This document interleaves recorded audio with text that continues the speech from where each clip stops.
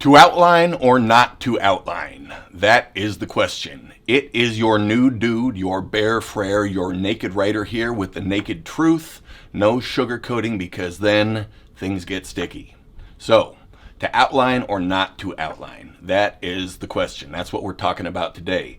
I say yes, outline. Absolutely. Always. I am very emphatic about that. I believe the outline to be the heavy lifting, the road work, the leg day of writing. Okay, this is all the stuff that no one gets to see that gets called talent, it gets called genius, but it's actually hard work. Okay, this is how you get to your personal best as a writer, is with an outline. Now, some people don't like to outline. I think that is either out of a lack of appreciation for the power of the outline or out of a lack of willingness to do the work that the outline requires. Now, you don't ever want to let laziness inform your writing. Lazy writing is bad writing. Now, if you don't outline, I'm not necessarily calling you lazy. It might be the case that you don't appreciate what an outline can do, or maybe you just don't like to do it. Okay, comment below, I guess. But this is all about why the outline is the boss bee of the toolbox and why you've got to have it in yours. So here are 4 reasons you should outline. Boom. All right, number 1 is what I like to call birth control. You got to bear with me here. I'm going to get around to what this means. You've all heard of killing your darlings, killing your children. If you haven't, it just refers to having written something that you like so much that you later can't delete it, even though the story maybe doesn't necessarily call for it anymore. We can all fall prey to it. What if it's the best thing you ever wrote? You're really going to cut it out, because it doesn't fit. The best way to avoid having to kill your darlings is to use birth control. And that's what this outline is. All right. Your darlings are way less darling in outline form. In fact, they're not really darling at all. And it'll become the case that you really only have one darling, and that will be your story, which is as it should be when you are coming up with your story. All right. In the end, you are not a chapterist. You are not a scenist. You are not a dialoguist. You are a novelist or maybe a screenwriter. Either way, the spine is the story. The story is what matters. So that is what you should be focusing on there. All right. Number 2 is setup and payoff. All right. Setup and payoff is the stuff of good writing. Sometimes you want to set something up in reverse order, or you realize something needs setting up after the fact. This is much easier to slot in with an outline than it is with a final document. The more established and natural your setups are, the better the payoffs are going to land. Just plain and simple. Your writing's just going to read better.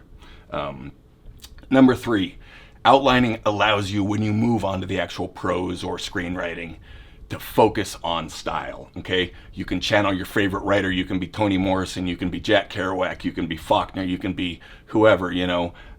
Or you can focus on developing your own unique, voice. If you're a screenwriter, you can make sure all your characters don't sound the same, which is something that a lot of screenwriters fall into because they don't do this, because they're focusing on their story and they don't have the time to think about what their dialogue should be as much as they should. The flip side of this, the other, it's a double-edged sword in a good way. The other good way it cuts is that doing it this way means that when you're writing your story, you're focusing just on your story. You're not thinking about the right word choice or the right poetic way to describe this battle.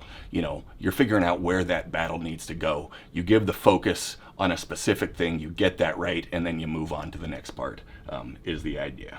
So number 4 is that with the outline, and this is maybe the most important and the most undeniable, there is no hiding weakness with an outline. All right. If your story doesn't work, you're going to be able to tell with the outline. You can't just say, well, this battle scene is going to be awesome, and this sex scene is going to be really steamy, and this character is going to be hilarious. I'm going to write this guy really funny, so don't worry about this lagging through here.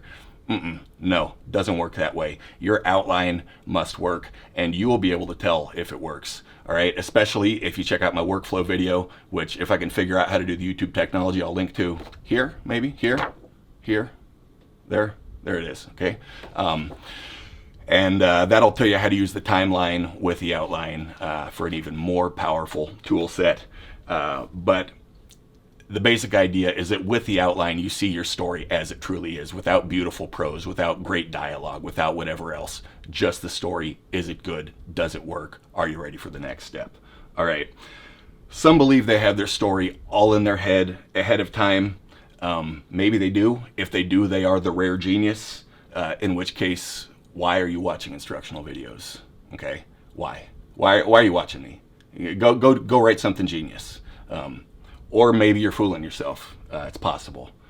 So, outliner, genius, or fool, go with Gosh, and may the musish magic make your marvels materialize. Naked Writer here with the Naked Truth, signing off. Peace.